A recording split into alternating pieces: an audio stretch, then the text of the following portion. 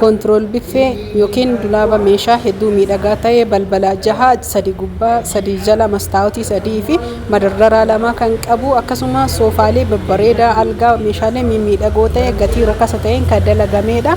Control biffeen tun qarshii 25,000 hordoftoota fi kabajamtoota kiyya. Assalaamu alaykum wa rahmatullaahi wa barakaatuh.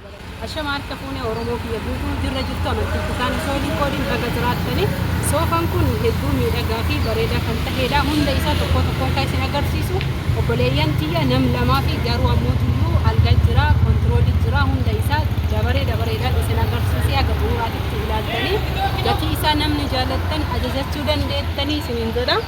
Tokkoffaa irratti as nam tokko kateessisu baay'ee guddaa kan ta'ee fi ammoo tuyyuu akkaataan hojii isaa hedduu kan namatti tolu guutuun isaa uffisni mukarratti soofaa ispoonjii tokkoffaa tahee fi akkasuma mootummaa carqii kalara baay'ee bareedaa fi murteessaa tahee hanga jalaatitti jechuudha. Asirratti makiinatti fe'aa fi kun nam tokko kateessisu akkasuma garanallee kuno tiraasiin isaa jaha garuu ammoo tuyyuu makiinaa irratti kan na jalaa amma jechuu beekaa dhiifne jalaa akkan xuroofnee fi akkasuma ammoo tuyyuu kuno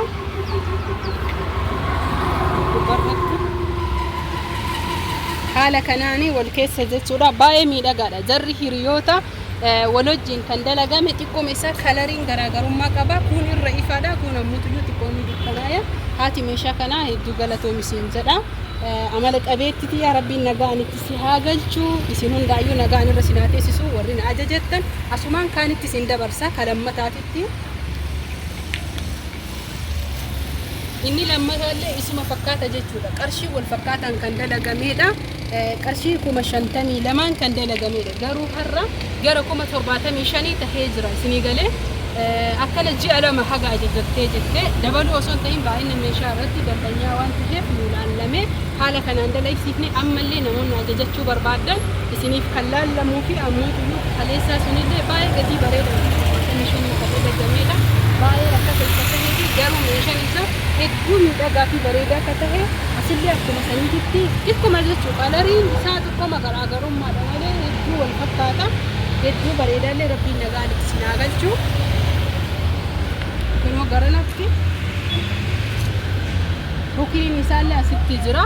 Waan ani asirra isiniin jedhu warroonni meeshaa soofaa akkanaa bitattan carqii gubbarra uffisan osoo bitattanii waluma qabdanii yeroo ajajjansan hedduu bareedaa fi miidhagaadha. Kunoo baay'ee jabaataa ispoonjii filatamaa keessumaatis haalaan mijataadha. Baay'ee keessumaatillee mijataa rabbii warra galee hararra baafatu isinii haa godhu isiniin jedha. Itti aansuun ammoo alga jira. Algaa obboleettii xiyaa tamiima rabbiin nagaan itti si galchee nagaan wajjin si haa jiraachisu. Kottu algaa agarsiisa. Baay'ee jaaladhuu fi baay'ee filatamaa akkasuma namoonni hedduullee meeshaa algaa keetii baay'ee jaalannee jirra algoota hedduu arginee jirra jedhanii mee komodiinoo isaa laala.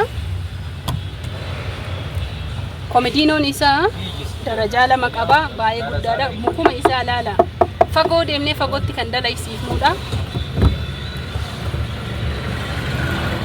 Baay'ee bareedaa kan ta'e haga furdatu muka isaa. Ija keessanii ilaalamee haga furdatu. Akkasuma immoo asirrallee anis fi xiyyaaka akkanaa waan dalaysiifadheef jechuun moodela akkanaa garuu xiqqooma kanaan garaagarummaa qaba. Rabbiin nagaan isin itti haa galchu kuni komodiinoodha. Asiin ammoo algaan itti qaxxalama jechuudha. Diizaayiniin isaa haala kanaan miidhagee. Namoonni algaa akkanaa barbaadan jechuudha. Mastaawotiileen as keessa kan isiniif galuu danda'amu ni jira. Garuu qarshiin isaa ni dabalaa jechuudha. Kunoo komodiinoon lammataallee akkasuma yeroo kaayaniif ammoo maatiin naamusaan akka kaayaniif abdii qaba. Kunuun komodiinoon lammataallee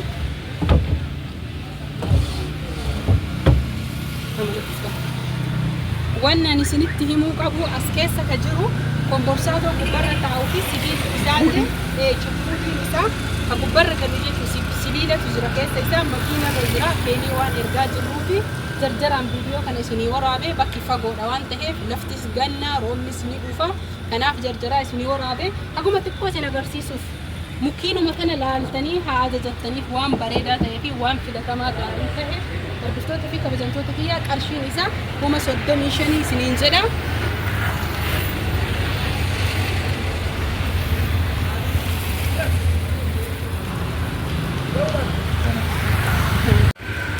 Control biffeen baay'ee miidhagaa fi bareedaa ta'e ammallee guddaadhaaf xiqqaa miti jiddu galeessa tokko tokkooti isinitti argisiisu qulfii qabaa kun mastaawwatii balbala lama kunoo asitti argaa jirtanii kun dirdaaroo isaatii madardaraa isaa jechuudha hedduu miidhagaa fi bareedaadha waan ajaa'ibaa kan isin argisiisuu barbaadu qulfii isaa jechuudha namoonni balbala akkanaa isiniif daleessisee jedhanii sirritti maatiin eeggannoo isiniif haa godhu yeroo banee jedhu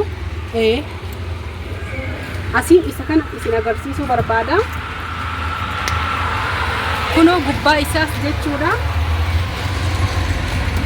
akkanatti kan cufamuudha maqarqaraa isaa jechuu kan duraaniin akkana qarqaransan bifa haarayaa fi faashina taheen haala kanaan jechuu argitanii zirrii tana yookiin ammoo akka maabiraatitti maaxfa kan qabuudha yeroo cuftan asumaan itti ol deebiftanii yeroo bantan isin akkana gattuutanii adaraa maatii keessaniif jabeessaa akka isin jalaan balleessine akkasuma ammoo jalalleen kanuma kuno jalaa fi gubbaan qaba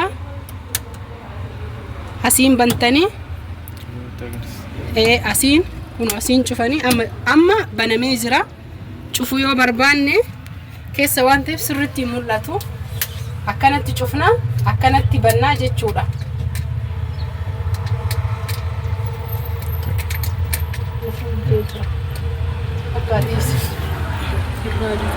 kanaaf hordoftoota fi kabajamtoota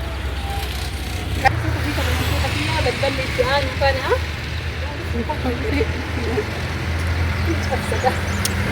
balbala sadii balballi lama kana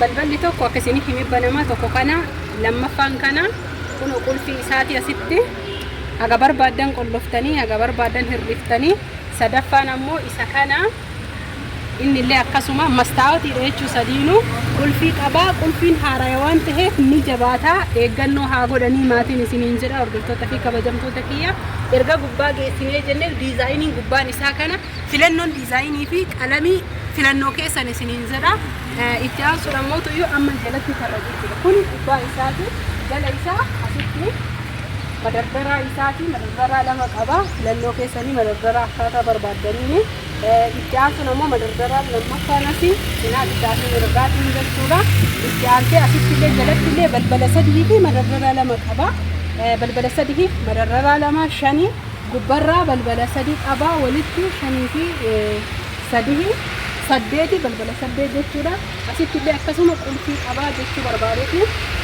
kana waan barbaadan kaa'attanii asiin madardara hin qabu jechuudha waan ol fagaatu fi ol dheeratuudha qulfii ammoo ni qaba asitti ammoo tuyyuu balbala lama madardaras ni qaba akkasumatti akka gubbaatitti banamee kan cufamuudha maabaraafmaa qofan isaa jechuudha kunu akkuma gubbaatitti qaba haala kanaan cufame haala kanaan banama haala kanaan cufame haala kanaan banama gatiin isaa ammoo baay'ee rakasa kan dalagamee fi rakasa kan ta'e 25 ammoo har'a wanni bakka san jiru ji'a lama haga jarjattee akka bolootiin ta'e namoonni ajajachuu barbaadan meeshaalee kanas ta'e kan kana fakkaatan lakkoofsi bilbilaa duwwaa 978 1572 waatsaappii teelegiraamiin na dubbisa namoonni ammoo iyyoon bilbiltanii na argachuu hin dandeenye meeshaa waan walii gaddeemuuf haaluma salphaa ta'een sagalee waatsaappii naakaa teelegiraama naakaa bilbila caala sagalee fi meeseejidha kan isin deebisu isiniin jedha namni ajajachuu barbaadan qofti koota kalariin kalara isin barbaadaniin isin